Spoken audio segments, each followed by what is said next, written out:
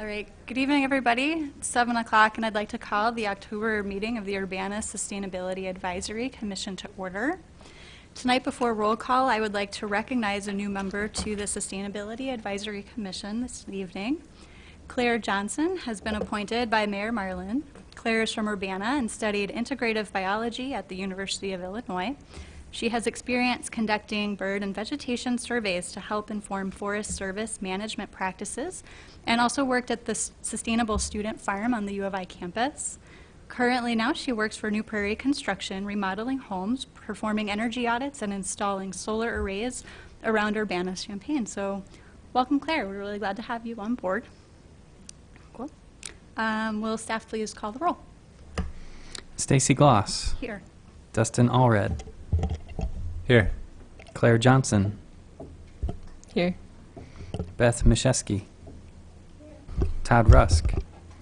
Andrew Stump. Here. Morgan White. Here.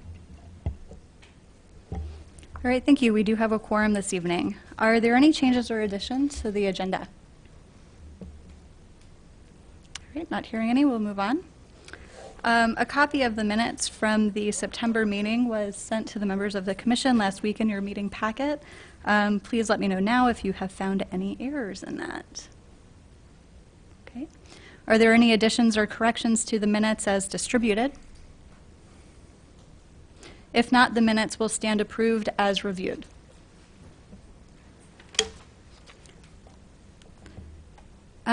So now for public input. We have a number of people here tonight. I see a lot of young folks in the audience.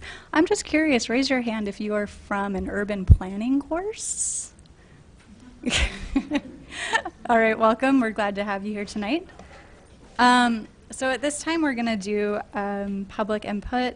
If a member of the public can make any comments, ask a question, or bring an issue before the commission at this time. If you would like to address the commission, please raise your hand to be recognized. Yes, please come forward. We'll just have you sit at the table right there and state your names and just the city where you live.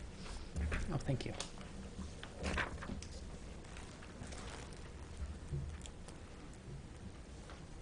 Are you Rebecca? Yes. All right, hi.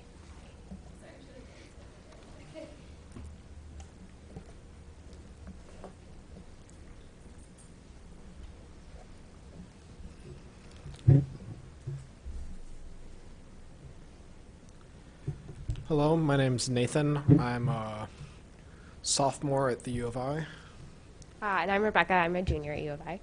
And we're with iMatter, which is a youth-led movement composed mostly of university and high school students dedicated to fighting climate change. Right now, our goal is to get as many cities as possible to achieve carbon neutrality by 2040, which is what top scientists have predicted is the necessary goal to prevent the worst effects of climate change.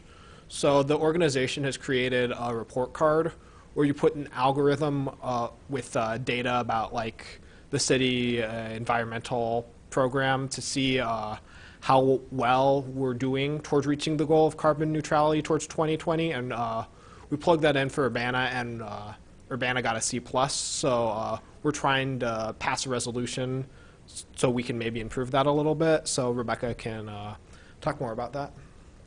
Yeah, so we are hoping to go in front of City Council in late October and present this report card just as a way to like bring attention to this issue and show that we can and need to do more on it. So I gave all of you this copy of this resolution that we hope to bring to them.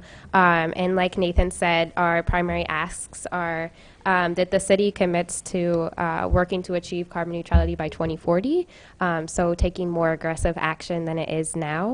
And also we work towards this goal of generating 100% of the city's electricity from renewable sources by 2025. So we are definitely here to hear from you all. We want to support the things that you're doing, and we hope that going to City Council and presenting this can get more momentum behind the things that this commission is already working on, both in the community and from the city. So we are definitely open to feedback, and we also hope that you all will support us, either formally or informally. I don't know if this commission is able to endorse a resolution, but if not, we would love your support when we do attend that city council meeting. So. Rebecca, when were you planning on going to the council? So we don't have a date formally set yet, but we're hoping for one of the last couple of weeks in October.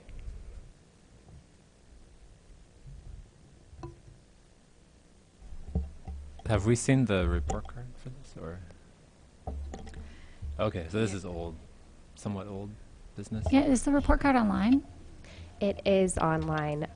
If you go to imatteryouth.org/Urbana/IL, it has the report card there. I can also send that to Scott, and he could maybe send that out to you all. Yeah, so we did bring the report card to the commission back in May, and it hasn't changed since then. It's the same document, but Okay. yeah, happy to share that with you all too. Rebecca, can you mention a couple of the items in the report card that had a lot of points that we didn't achieve?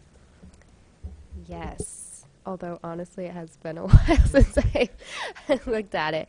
But there's 5 categories in the report card based on what cities can have an impact over and what contributes the most to climate change. So that's the climate action plan, renewable energy, waste, carbon removal, and then there's a 5th category of youth involvement that's basically just a bonus grade. So that didn't take away from the grade that Urbana earned at all. But the highest weighted section on there is the climate action plan. So Urbana did lose quite a bit of points because they have the goal of achieving 80% reductions by 2050, and to receive an A on that, it's 100% by 2040. I think the other category where Urbana lost some points on was waste. I think Urbana has been increasing in waste over the past couple of years. Is that right? Does that sound right? By a small margin, that Okay. may be right. Yeah, and that grade is basically structured on are we increasing or decreasing our waste? So. Yeah, I just wanted to call attention to, I wanted to make sure that you consulted with the climate action plan for the city of Urbana. We're in currently phase 2 of that plan. It goes through 2020. And so just for sort of the audience, we do have a climate action plan, and I do encourage the audience to review that. I would thank you for your comments. I think that we have another question. Actually, it's for Scott. Okay. So I think all the commissioners are new since the climate action plan for Urbana was written. I'm sure there was discussion about what that goal was, the 80% and the 2050. Was it a detailed discussion, or was that something like the universities is 2050 because that was the farthest out we could put it, and it was 100 because that's the climate commitment we made? There wasn't a discussion really. So I'm curious if there was some thorough evaluation, or if we could potentially, as a commission, look at it again. The 25% reduction by 2020 and 80% reduction by 2050 were in fact determined before I worked for the city. So I can't characterize the nature of that discussion, but it's always something we can review. I have one other comment. You asked if we could do something like a formal endorsement. That would need a vote, which would need to be on the agenda ahead of time. So we meet monthly. So if you wanted to have our vote before a council meeting, you'd have to wait till after the November meeting, and then still Gotcha. a week for at least a week. I don't know what else would be involved behind the scenes. Okay. Sounds good. All right. Thank you very much. Thank you.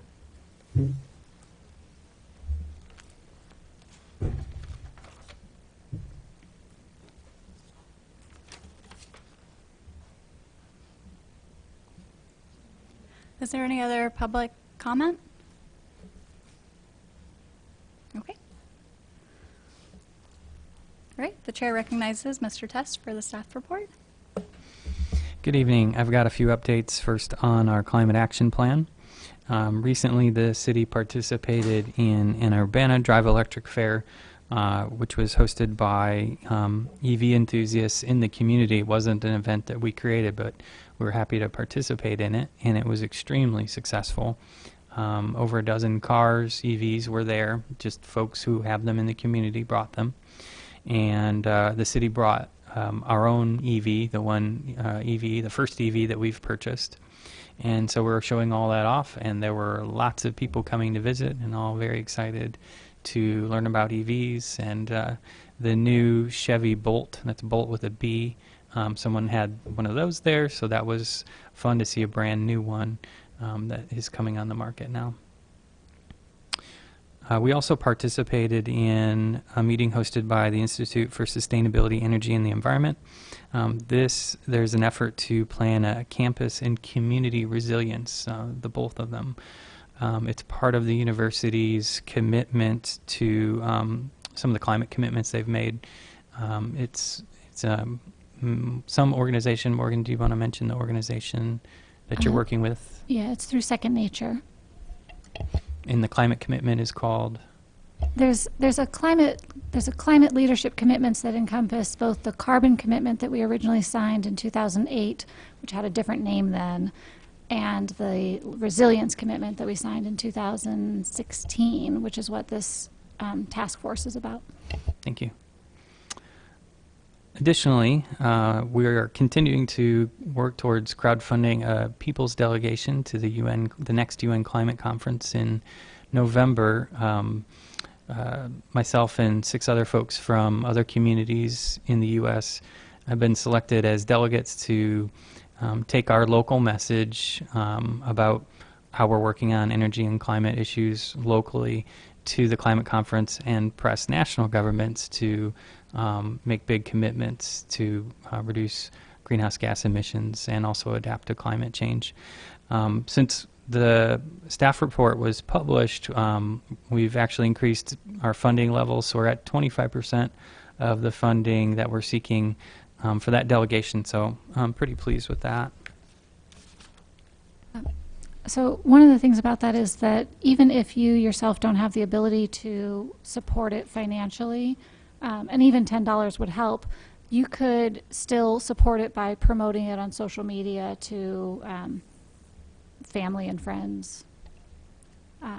It's already, is it on the Sustainable Urbana Facebook page now? Yeah, we have a post about it.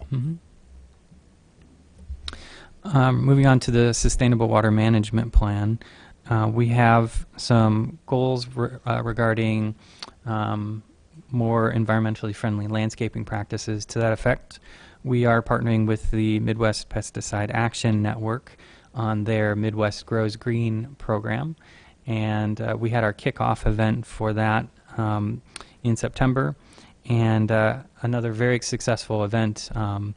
In fact, Midwest Grows Green said it was the best kickoff they've had.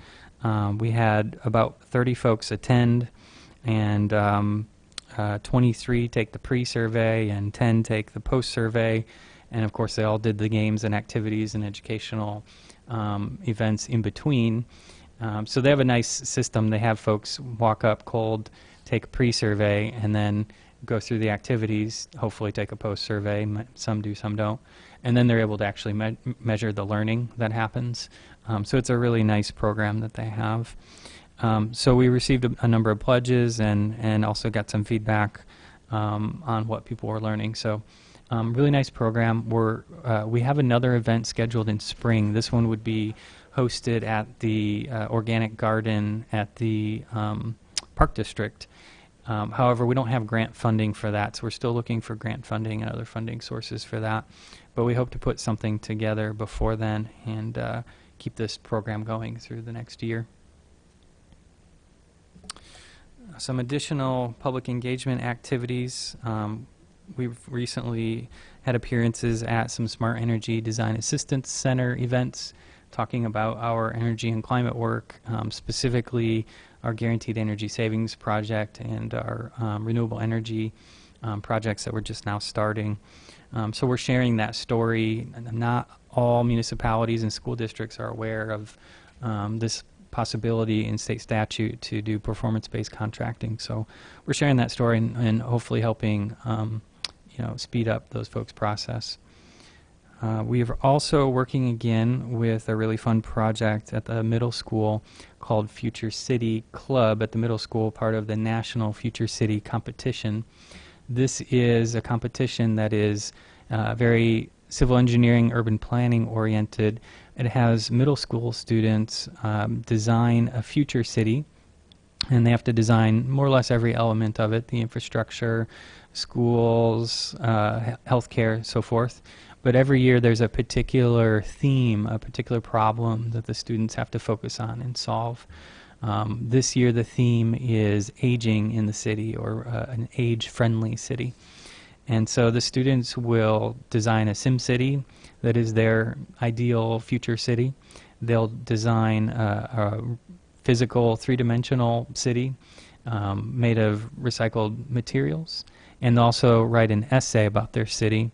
And all this will be presented, the location for the Midwest portion of the competition is in Chicago. So all this will be presented at Chicago.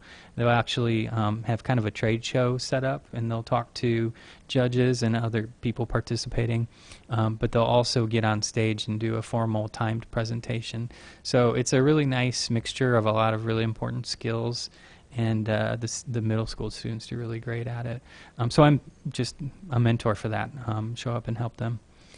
So we're working on that project again. Scott, what's the time frame for the presentation? When does that happen? Yeah, this project starts, Future City starts in September, and maybe the first or second week in January is the competition in Chicago.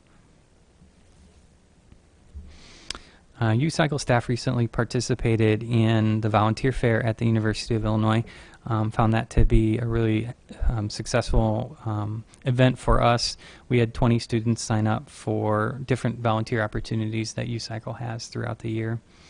We're also continuing to work on a household hazardous waste leadership team. I'm actually not going to say any more about that because I'll let recycling coordinator Courtney Kwong talk about that some more later tonight. And our next meeting would be November 7th at 7 p.m. in the executive conference room.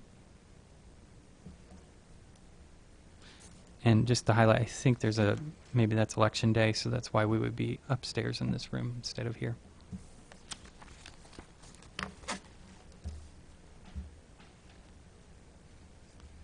Are there any other questions, or any questions for Scott from the commission about the staff report? Okay, so one of the things that we've been doing to encourage public participation in our meetings is to open the floor for public questions after the staff report, and then also after further agenda items if that's a fit for the agenda for that day. So the floor is open for comment or questions following Scott's staff report, and then again, once again, sorry, after any presentations that we may have, and we'll have one in just a little bit. I would ask that your comments or questions be directly related to the staff report at this time. If there are any members of the public that would like to address the commission, please raise your hand to be recognized. Okay. Now I would like to welcome Courtney Kwong, the recycling coordinator for Urbana, who will give us a presentation on current recycling opportunities and any upcoming changes to recycling policies in our community. Hopefully I got that right. Welcome, Ms. Kwong.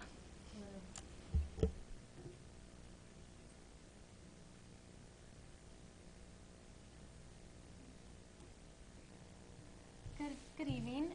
I'm Courtney Kwong with the City of Urbana. I think Scott just wanted to give me wanted me to give you an overview of what we do for the U-Cycle program.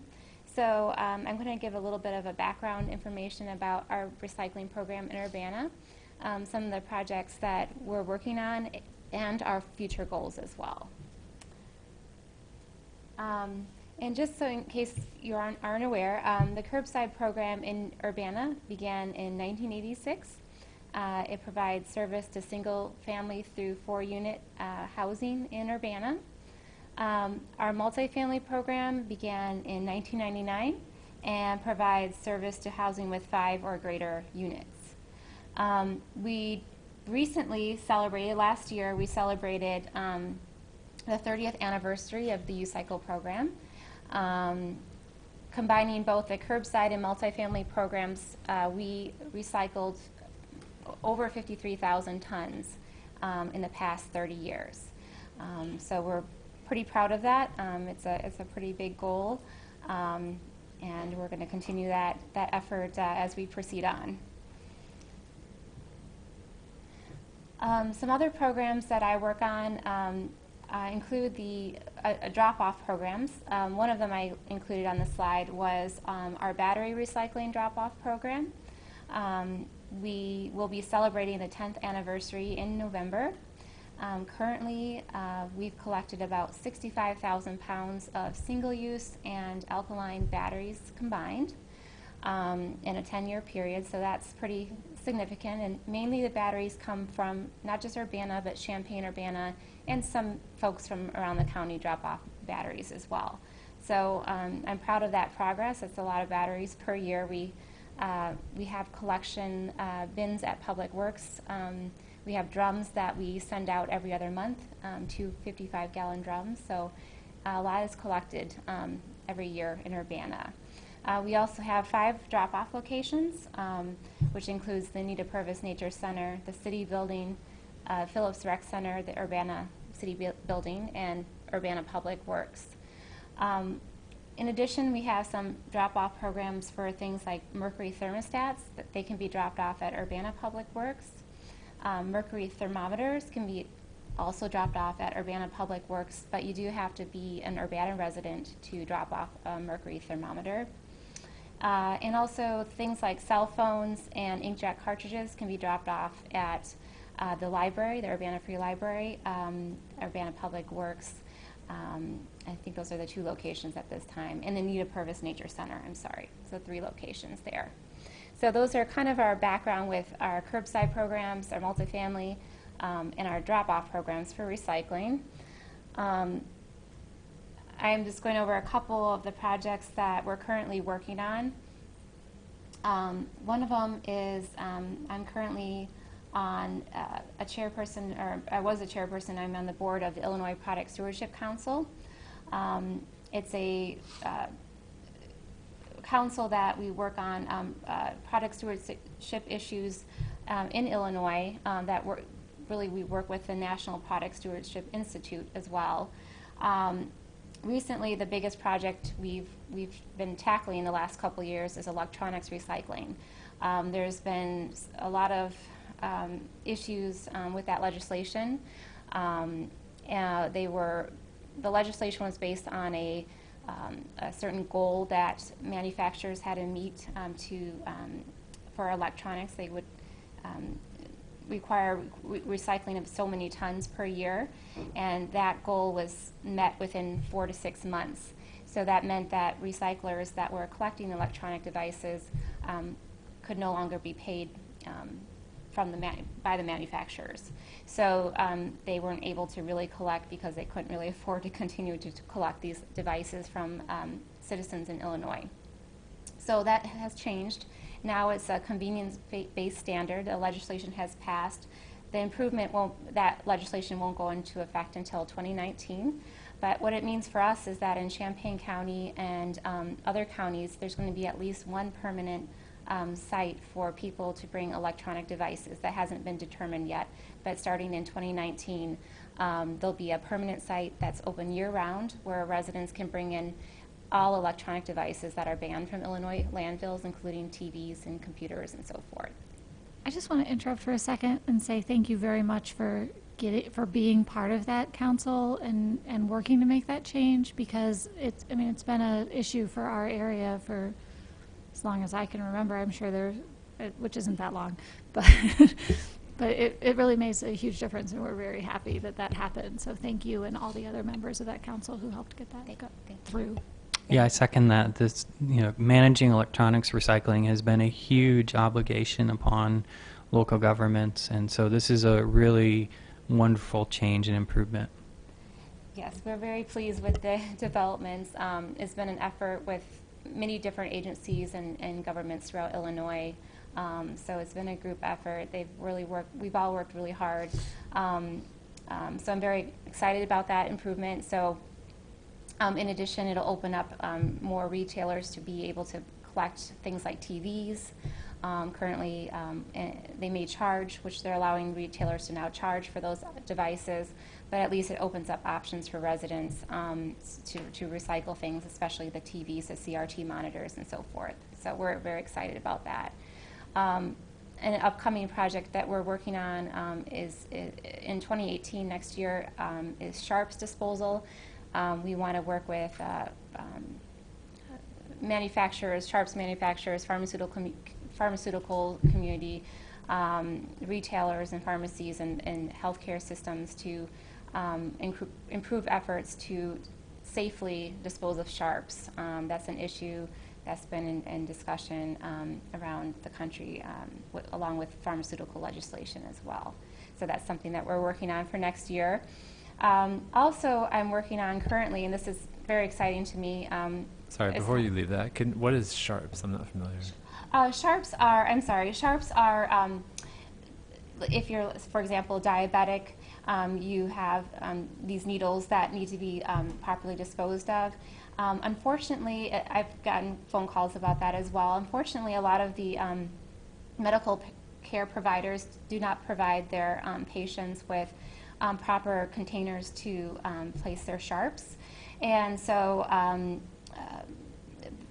a lot of people have just resorted to putting them in like a milk jug and taping them together and double bagging them and putting them in the garbage. But that's still, there's been a lot of safety concerns with that. And kind of working with pharmaceuticals now, that's a big issue. We want to get sharps involved as well. So I think that's kind of our main goal, is to have the manufacturers kind of fund a program so that patients can have these boxes, and also have drop boxes perhaps at pharmacies and things like that, where people can bring their sharps.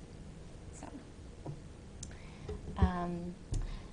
okay, so yeah, going on, household hazardous waste, that has been a big issue. I get calls almost every day about people trying to figure out where to recycle things like gasoline, pesticides, paint, and so forth. Recently, earlier this year, myself and other staff from Champaign, Savoy, Champaign County, we got together and decided that we needed to form a leadership team to discuss these issues, to discuss the lack of household hazardous waste. And it really comes down to one thing, and it's funding. In the past, our last event was in 2012, and it was run by the Illinois EPA. The funding is sometimes available and sometimes not through the EPA. Recently, they've had some budget constraints. So we decided to take it upon ourselves that we need to do something for our county and develop a funding source so that we can have a household hazardous waste event. And ultimately, our long-term goal is a permanent site for household hazardous waste. So we developed a leadership team. We have experts in different areas, nonprofit agencies, other governments from the university and so forth, and they're on this team to provide guidance. There is a nonprofit organization called the Community Foundation in Champaign. They had this program called the Incubator Program, which is brand new this year, where they were looking for different organizations that are seeking help, and they would pair you with someone who would be an expert in that area. And so we were accepted into the incubator program, essentially, and they're going to pair us up with some experts, especially in terms of fundraising, or whether we want to become a nonprofit status or partner with another agency, so that we can begin fundraising, and ultimately we need these funds so that we can develop a one-day collection event in Champaign County, and also a permanent site where people could bring household hazardous waste throughout the year. That's our ultimate goal, I would say. So we're very excited about this, this opportunity to just kind of work on this and see where we can get. There's another model similar to this in Bloomington Normal, and they've been pretty successful with their program there. So we're just kind of trying to see where we can get and develop this program. A couple other projects I work on throughout the year. Of course, we just talked about the electronics recycling events. We do two events a year, one in the spring and one in the fall. I was looking at some data recently. We've paired up with the county and the city of Champaign Village of Savoy, and we've run these events together since 2010. And we've recycled 995 tons of electronic devices since in the last 6.5 years is when we've had these events, I would say. So 6.5 years. So I'm pretty proud of that. About 75% or three-quarters of what we receive are mainly TVs and computer monitors. So other projects I work on throughout the year, just special projects like America Recycles Day. I help event with the University of Illinois. Recently, they helped me with a door hanging project at apartments in Urbana, just door hanging information about the UCycle program, and also events like the Sweet Corn Festival. And just to kind of give you an idea of what our future goals are for the program, as I spoke about before, ultimately we're looking into, we would love to develop a permanent site for a permanent solution for household hazardous waste in Champaign County. We want to continue working with the Product Stewardship Institute and the Illinois Product Stewardship Council to be part of that initiative and with their initiatives every year. Ultimately, we may also consider things like commercial recycling, which may require an ordinance, and also food scrap recycling as well, if we have options available locally with that, and that would be it. So I don't know if there's any questions for me. Okay, so first a small question, then a larger discussion. So my small question's about food scraps, and my larger discussion's about the commercial recycling. For the food scraps, wasn't there a test of food waste composting at the Landscape Recycling Center? Did that actually happen, or am I remembering it wrong? There was last year with our corn cobs from the Sweet Corn Festival. Oh, that's right. Unfortunately I wasn't notified when it had to decompose enough for when they mixed it in, so I didn't get it out there to get a photo. I wanted to kind of get a photo of it, but as I was told, it worked. It was fine. It was just a small test. It was only a 20-yard dumpster filled with corn cobs and corn husks, but evidently it was okay for that small test. There was also another trial with basically a business meeting or a small workshop at the university, but the load that they received was not a lot of food scrap. It was like paper cups, and so the outcome was the same. We didn't, at least Courtney and I didn't see what that looked like 6 months or 12 months on. But I think with the corn cobs that were composted, we didn't see what it looks like because it just disappeared into the rest of the compost a year later. So are they currently already working on offering additional pilots of that and different tests, or is that, that'd be the Landscape Recycling Center rather than Courtney's office, right? Correct. The Landscape Recycling Center is administered by the Arbor Division, which is also at Public Works, as is the Environmental Sustainability Division. There are a number of barriers that would need to be overcome before we're able to do much more on food scrap composting. One, it kind of goes along with trials, which is developing protocols to ensure that food scrap is received and buried immediately and managed in such a way that it does not produce any odors, because unlike many compost facilities, our facility is both a processing facility and a retail facility, so it needs to look good and smell good. Other barriers include the notion that if we are to start taking more material in, we need to sell more material. The Landscape Recycling Center is an enterprise operation. That means that it makes its own money and pays its own bills. So it has two revenue sources. It has tipping fees and it has product sales. It has no revenue from taxes. So you can imagine that you need both tipping fees and revenues to balance the books. If all we do is bring in more material but we don't sell more material, there's a problem because bringing in material has a cost, it has to be handled. And then the third barrier in terms of really doing what some tip of the spear cities are doing with curbside compost is a funding source for curbside collection. So those are some significant barriers that the city would have to overcome. At this point, we're just studying what other cities are doing. So for the commercial recycling, I'd like to know what options there are now for a business in Urbana that might want to recycle. I don't know anything about how that works. I know it's not part of U-Cycle. I know it's not managed directly by your office, but I don't really even know how to answer the question. Oh, somebody told me, I think that you can't recycle at an Urbana business. That can't be right. Let's find out the right answer. Well, we actually have an ordinance that requires any hauler that works with a Urbana business to also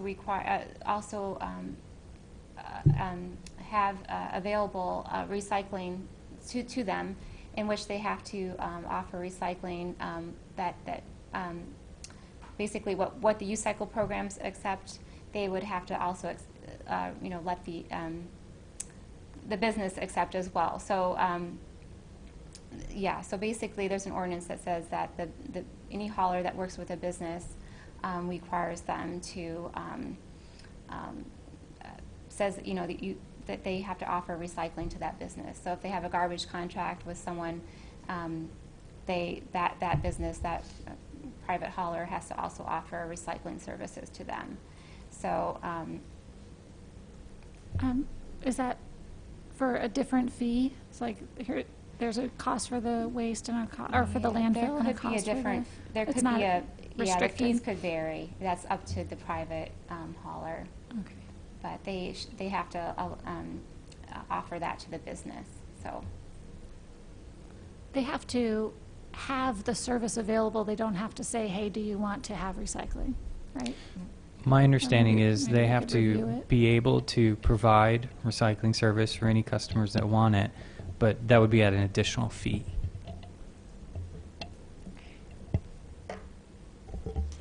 Is there any obligation on behalf of the business to take up the offer that is made by their garbage haulers? Do we require recycling by businesses to maintain their sort of waste streams of cardboard and paper and cans and bottles and things? It's not required, but it's encouraged. We haven't. I think I did a survey, but it's been maybe 7 years since I did that survey to businesses about what kind of materials do they want recycled.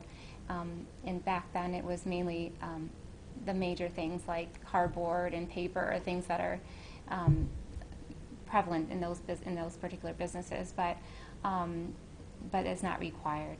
It's just offered to businesses that they want to recycle. Their hauler has to offer recycling, but we don't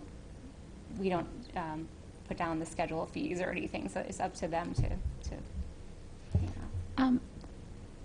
So I'd like it if we as a commission did something to help encourage it more, at least. And maybe it's put together a group to go talk to the businesses and encourage them to do it. So I'm kind of curious, you said it's encouraged. And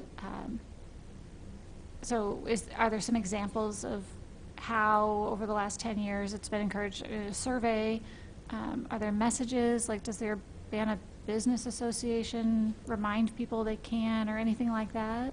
We have information on our website that I put together, and I basically say if you have questions, I would be happy to go into your business and take a look at your waste stream. Other than that, I So it's an haven't really offer. done too much with that. But yeah, that would be an idea as well. I talked to some businesses about cost sharing with, like, especially in the downtown area. You know, they could both go in and share a recycle receptacle and share the cost and that kind of thing. That helps with some of the cost of recycling.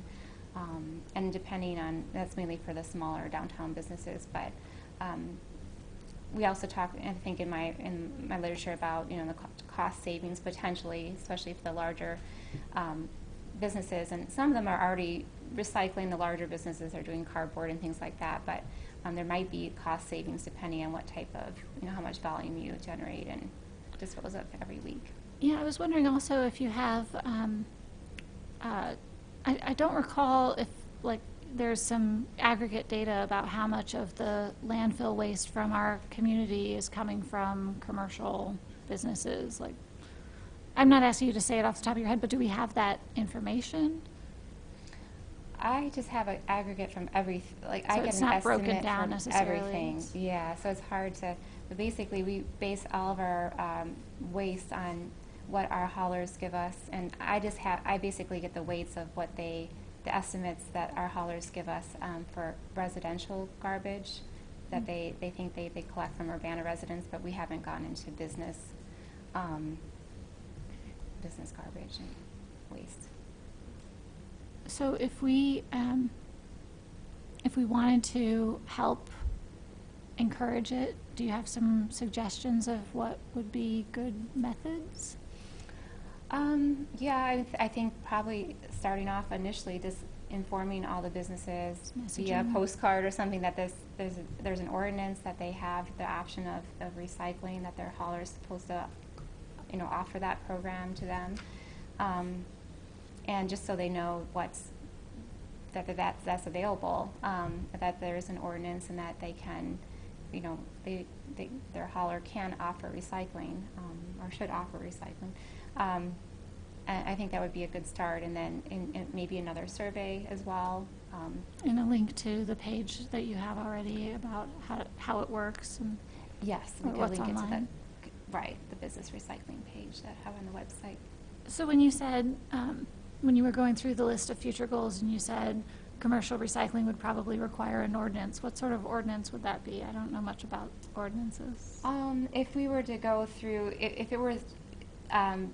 it would be connected through the U-Cycle program, for example, if we had a city-run program, that would require an ordinance. So if we were to connect it with our residential U-Cycle and to say, you know, businesses would be part of that, for example. I mean, Mhm. we're not saying it, but we're just as a thought, that would be requiring an ordinance, and it would probably be, you know, there'll be a monthly or a yearly fee or quarterly fee or whatever it is for the program as well. But that was just an idea that Mhm. a possibility. Do we know historically if that was considered, or is there a reason that commercial was left out of the original ordinance? There was discussion about that maybe 8 years ago, I think, about maybe, you know, getting, especially the downtown district and downtown areas, getting them on board with U-Cycle, the smaller offices and so forth. I think it was thought that maybe, you know, if it's, you know, if it should all be, if it's a section, it should just be everyone, you know, involved, not just a section of downtown. But then I think those conversations kind of slow down a little bit. But it's been in the back of our mind as a possibility. So these are just kind of thoughts of possibilities in the future. What about an option, just brainstorming, an option to like allow commercial businesses to opt in, like to voluntarily pay a fee to join U-Cycle, like the multifamily program component? Like, I don't know how I know the funding is through property taxes, correct? Currently. Right, the funding So- is actually a separate recycling tax for Urbana's U-Cycle program. So it's not in your property tax bill. Oh, okay. It's a separate tax that's So- mailed out. Yeah. But just for residential properties. For residential properties. And so the commercial properties aren't contributing to that, and that's based on how the ordinance is set up. But, you know, is it even possible to set up something, maybe it's an ordinance, that allows commercial properties to opt in and pay their fair share based on size or something to then get added to the U-Cycle routes? That could be a that an possibility option? that we could explore. Because that would reduce, because I can imagine that if we wanted to pass a tax that all businesses in Urbana had to start paying in order to do recycling, that would get a lot more resistance than creating an opportunity for some businesses to choose, like an opt-in component. Yeah, that's something that we could definitely explore. Yeah, it would be similar to what people do for food scrap programs throughout, the country as well. Well, that's all I really wanted to know. Thank you. Are there any other questions from the commission for Courtney? I have a question. So the food scrap recycling, maybe it would be more beneficial to start commercially? So start with a grocery store, start with restaurants, maybe? Starting with a small number of large generators of food scrap, like a grocery store, as you say, could allow us to work on 2 of the 3 barriers, but get rid of or not worry about at the moment the funding source for curbside collection, as presumably this would be transportation provided by a private hauler contracting with a private generator.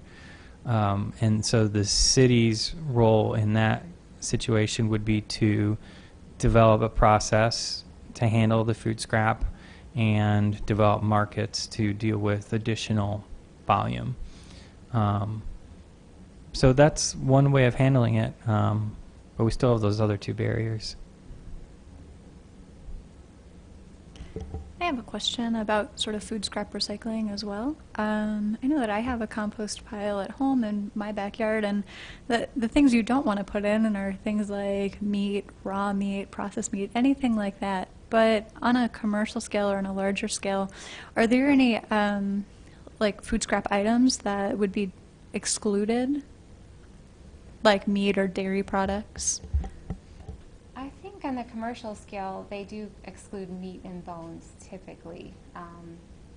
But some are, it just depends on what processor, but typically meat and bones and maybe some dairy. Yeah, I think there's some variation depending on the It facility. depends on the facility and the methods used. Some of them will allow a little bit more than you would expect, like some meat or some bone. So. I should mention our discussion on food scrap kind of presumes that the Landscape Recycling Center would be the facility that would receive that and process that. I think in our experience in looking at other cities, that would be unique. Most places that have food scrap collection are in large metropolitan areas where they have private facilities that accept food scrap. And, while there may be a market for curbside food scrap collection in our community, there isn't another facility that would be economically feasible to transport it to besides the Landscape Recycling Center. So that's why we're always kind of thinking about the LRC. So one time we did a game day recycling challenge at the football stadium, and we partnered with Bloomington, and they had their compost truck. We hired their compost truck. Forgive me, I don't know who the vendor was, but they drove over, collected the compost, and took it back to I think it's on ISU's campus. But the other thing, just as far as food scrap goes, really we've been chatting about composting food scraps, and we've had a few studies on campus that looked at hydrothermal liquefaction that is apparently a lot more cost effective. And so there's a bench scale study. It's like the size of a mobile trailer, mobile home, doing waste to energy that is conceivably something that we could use in the community once it's operationalized, once it's big enough. It's still in the research world, but it's just a different option for food scraps. And there's been some talk about trying to work food scraps in with the sanitary district, some of their waste to energy that they're already doing with the biosolids from our sanitary sewers.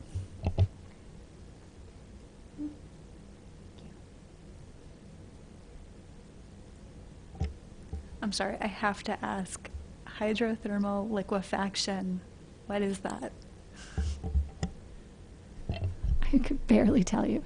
I can help you out with that. Yeah, it's basically heating liquid organic matter at high temperature without the presence of oxygen to produce energy product, such as replicates the process of forming petroleum and other fossil fuels. Yeah, that's right. And you get oil out of it. So instead of getting soil, you get crude oil, which you can refine to different levels, which we can use plastic for it too. It needs to be scaled up to be implementable. I'll also mention that there's a water quality issue byproduct with that needs to be addressed as well. So. All right, at the risk of us getting all too silly, are there any other questions for Courtney at this time? I was just going to mention that to the people in the audience that the community can be quite powerful in getting some of these things going. So if you feel empowered on any of these topics, reach out to Scott or equivalent in Champaign, and we can get some of this done. Or any of the commissioners too. All right, thank you. Just where I would like to just open the floor for questions about the recycling topics that were presented tonight by any members of the audience. So if you have a question that is germane to the discussion, if you'd like to raise your hand to be recognized, then you can come forth and ask your question or make a comment. Yes. Also, just please state your name and maybe the city that you live in.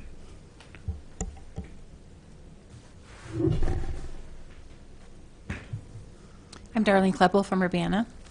I just was interested in the newspaper. There's been a couple of articles and opinions about recycling trucks and whether they're damaging the roads and whether there's any possibility of sharing contracts and things like that. I'm just curious if we've had any of those discussions or if that's a problem in our town. Okay, thank you so much for bringing the question forward. I think the question is about whether or not you said recycling trucks, but would you also include maybe garbage haulers in that too? Yeah. If recycling trucks and garbage haulers are maybe contributing to damaging roads in the community, and I'm going to let Scott answer that question. All heavy things have wear and tear on the roads, and the heavier they are, the more wear and tear. So garbage trucks, buses, semis all have wear and tear on the roads. Is that a problem for our community that you know of? It's cost. So every year we're repaving and rebuilding roads. I don't know that there's an ability to pin that cost on a particular truck, but it's a real cost. Certainly every year we're rebuilding and replacing roads. I think part of the question is that we have so many different haulers, right? Is that kind of what you're asking? And can we consolidate that to routes or something, or different, so cover different parts of the city, or however that would happen, so there's fewer trucks going on any one area. right, instead of having 3 trucks run down the same street on the same day, something like that. Or I think maybe 6 is the number. There are many cities that franchise garbage collection, so the city is essentially one customer, or all the residents, for instance, would be one customer, and the city competitively bids that one customer to any companies that want to provide garbage service. That's a common thing. There are a number of smaller cities in downstate Illinois that have our scenario, for instance, Champaign, where there is no utility or franchise garbage service. It's just a individual private service. So about every 2 to 4 years, there's a discussion at City Council about franchising garbage service, and heretofore, Council has not chosen to franchise garbage service.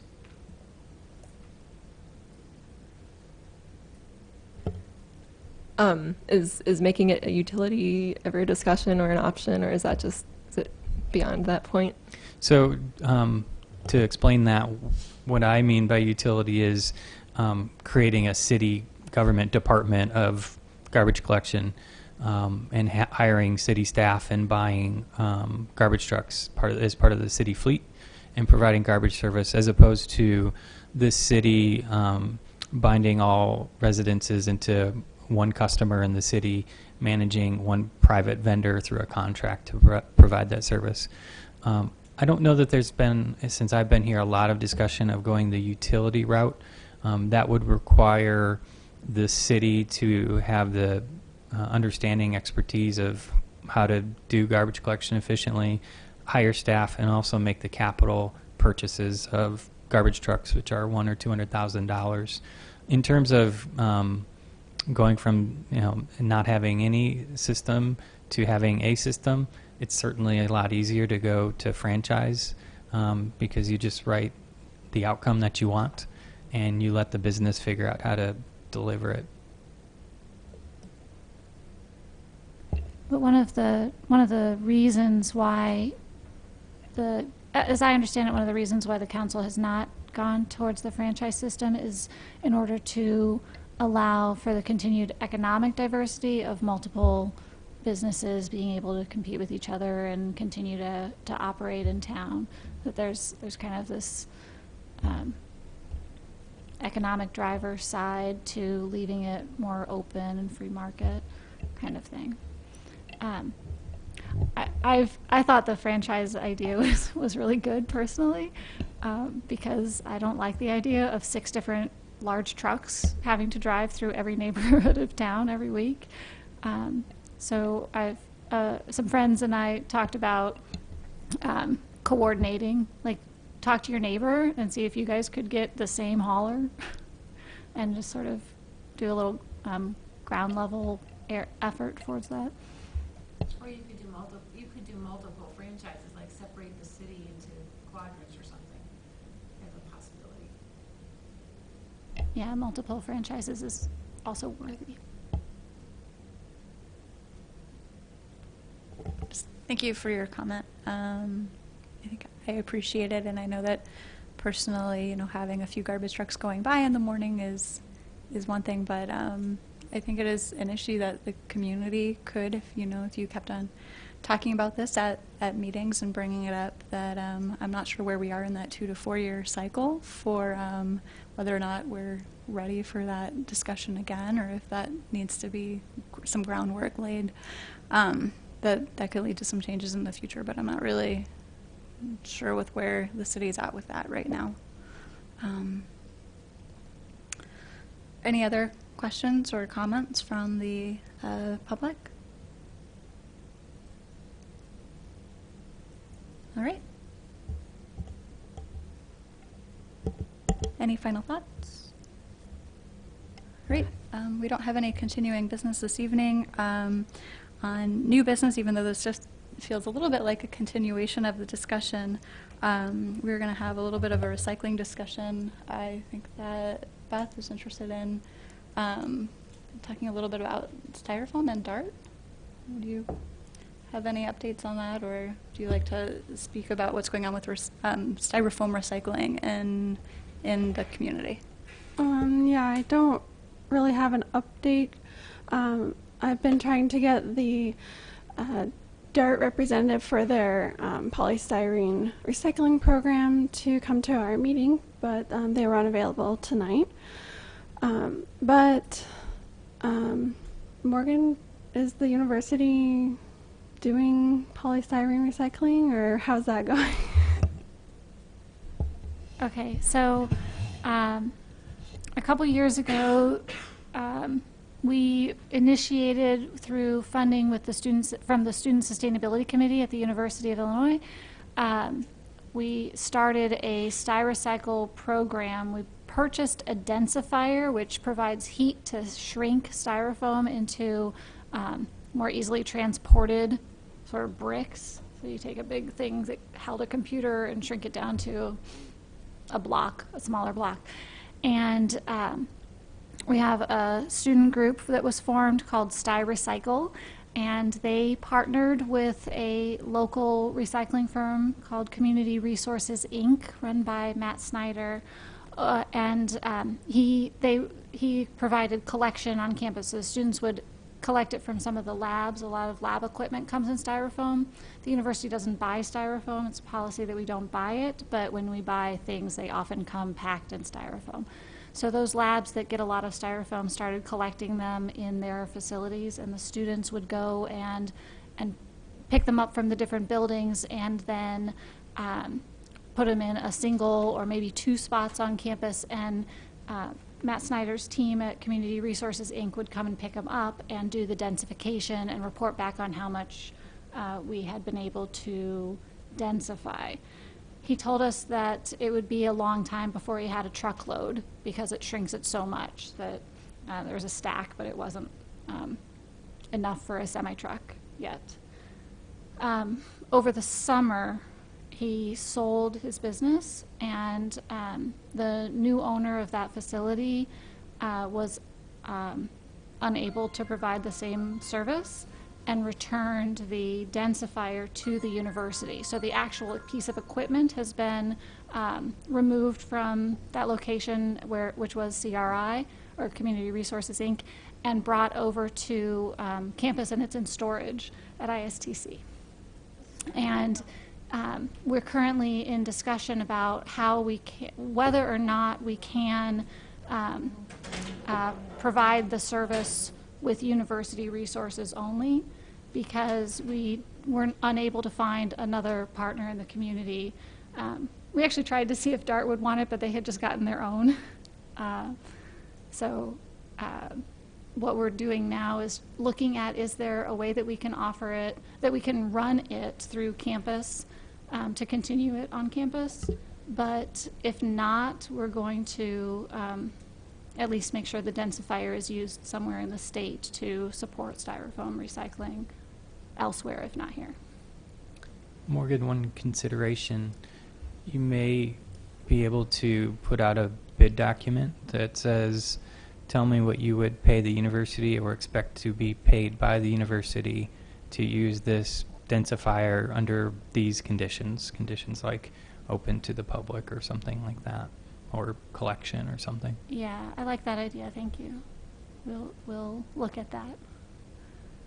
Right now, all of the buildings that had been collecting styrofoam have been told that we don't currently have a place to take it, and that we're working hard to find a resolution, and that they can take it to DART, because DART has told us that they are willing to accept the whatever amount it is, but the folks on campus would need to bring it over to their facility. They're not going to come pick it up from a central location.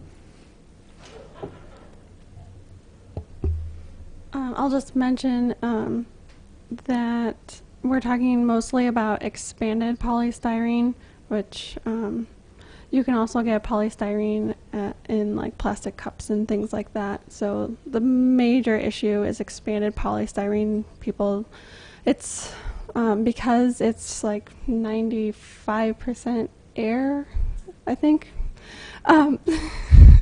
Yeah, that's what makes it so difficult to recycle, because there's not a lot of actual plastic there that can be used. It's huge volume, but not a lot of usable product unless you densify it. But it is quite recyclable if it's been densified. And I'll just also mention that the difference between the university's densifier and DARTS is that the DARTS is quite a bit larger, and it uses pressure to densify instead of heat.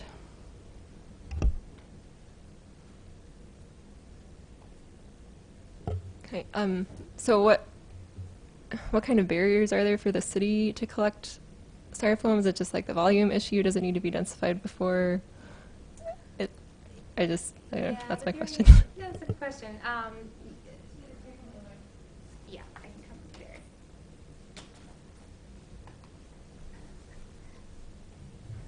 That's a good question. Yeah, so barriers, mainly part of its cost. We would have to find a vendor that would have a densifier and be able to densify the foam.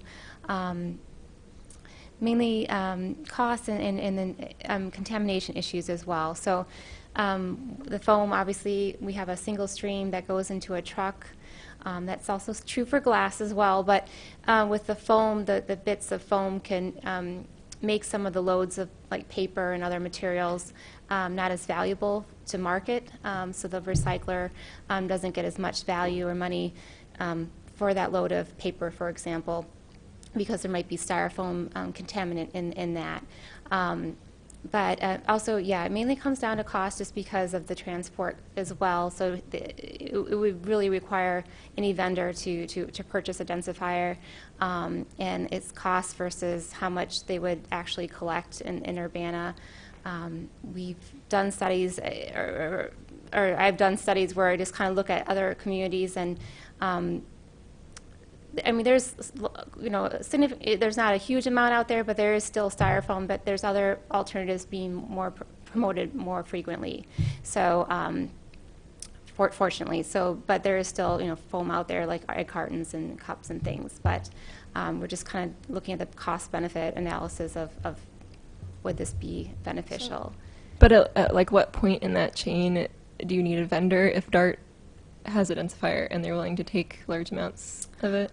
Yeah, I mean, we haven't had any discussion with DART. It would have to be transported from our vendor to them, but that would be a possible discussion we could have with them. That's a good question.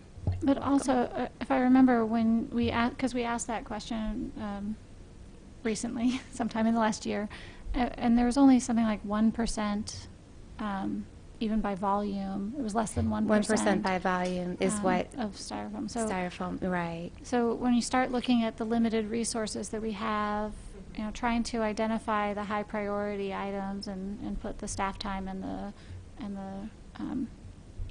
whatever funding there is towards that is kind of why styrofoam had stayed low on the list. And hazardous household waste went sort of to the top. Same reason.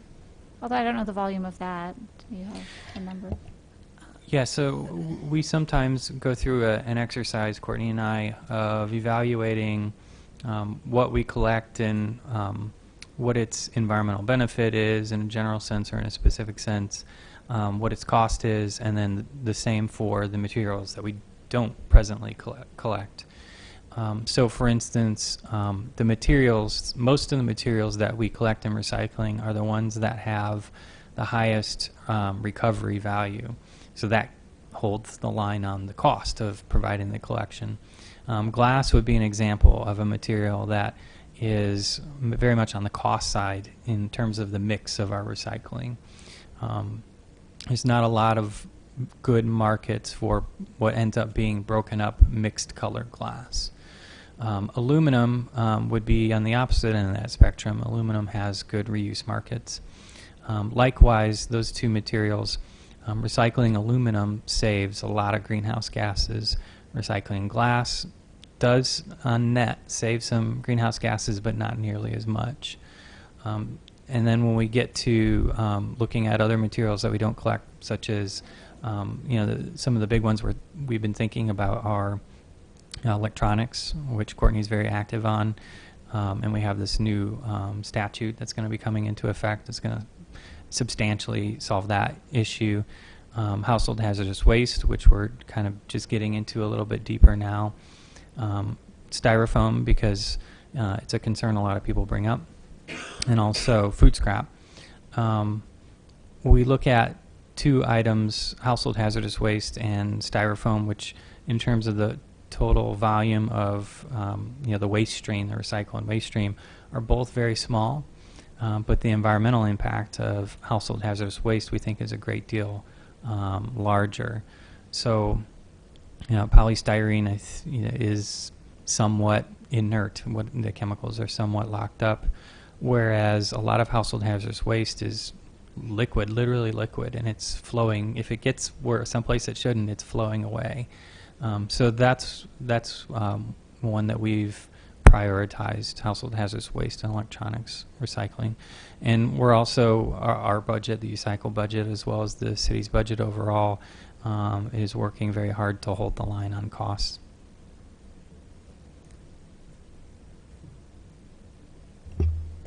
I was just also going to say that maybe the expanded polystyrene recycling is more of a grassroots effort, whereas the household hazardous waste is more of a city effort.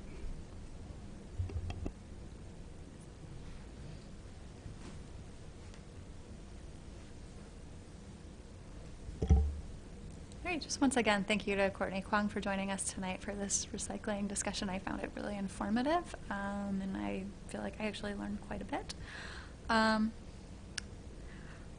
Is there any other discussion from the commission on the recycling topic for this evening? Do any no, okay. Do any commissioners have any items of new business that they would like to bring to the meeting this evening? All right, moving on to announcements. Do we have any announcements this evening?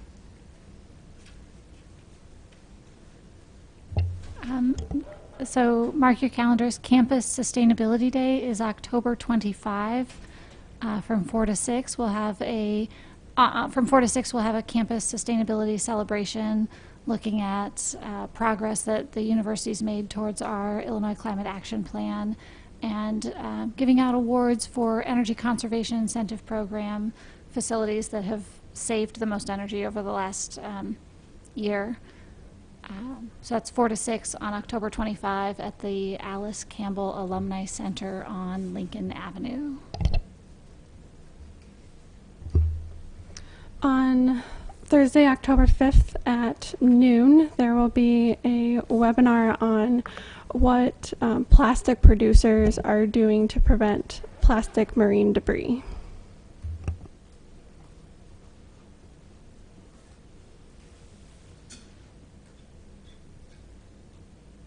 Any other announcements? Okay, are there any announcements that the audience would like to share related to sustainability type events in our community? Okay. With no further business before the commission, is there a motion to adjourn? I move to adjourn. Second. All in favor, say aye. Aye. Any nays? No nays? All right, I declare this meeting adjourned.